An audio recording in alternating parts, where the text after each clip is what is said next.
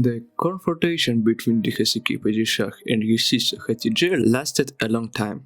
Since the execution of Ibragim-pasha, Khatije vowed to avenge Hurrem for the pain inflicted. They waved intrigues, attempted to lie and tried to destroy each other. It seemed that there would be no end to their struggle until the mistress found the sure way to get rid of the opponent forever. At the end of the season 3 of the series The Magnificent Century, namely 101 episodes in the original Turkish version, Hurrem receives a letter from her son Selim, who is ill. The Sultan hurriedly goes to the aid of her Shahzadeh and leaves the palace. On the way, bandits attack their carriage, and Hurrem disappears without a trace. For 2 years, nothing is clear about the fate of the lady. Where could she be, how she remained alive, and why she was held captive but not killed immediately. The bandits, sent by order of Khatije Sultan, delivered the captive to an old house on the border of the empire, which stood apart from other buildings and didn't attract too much attention. Hurrem lived in a small room with another elderly woman and her son, who owned this particular shed.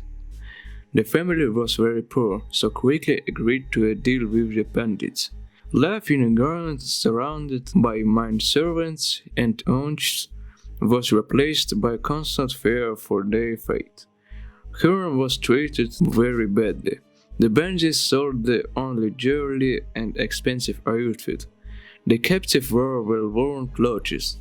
Sherbet and baklava gave way to a stew on the day. The woman who spent most of her life in the Topkapi Palace was in very harsh conditions. Her beauty gradually faded, wrinkles of sorrow and fear covered her whole face. But Hurrem didn't give up. She was ready to endure everything, to someday return to her children and the Sultan. So the days and nights passed. She spent all the time in the house. Sometimes she was allowed to go out into the yard. The bandits who abducted her appeared very rarely, but still came once.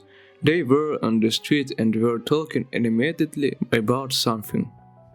Hurrem quietly went to the window and opened it. Men were discussing the Mehmed Shahzadeh. A young man fell ill with smallpox and soon died. The news of the death of his son was a blow to Hurrem. Her boy, the firstborn, died. Tears poured silently down her cheeks. It seemed that the heart stopped beating. She didn't hear the further conversation of men. The woman spent the rest of the day in captivity in the far corner of the room. She practically didn't eat and refused to walk. All those Hurrem were preoccupied with revenge. She scrolled through her head hundreds of options for how to deal with her enemies. Mahidra and the sister of the Sultan must pay for her loss.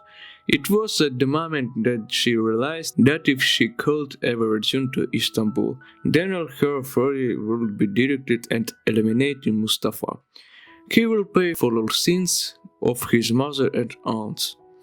After 2 years, Bali Bey managed to find the Heseki of the Sultan and return her home. No one has yet succeeded in defeating the mistress, and Khatije made one very wrong mistake that left her rival alive.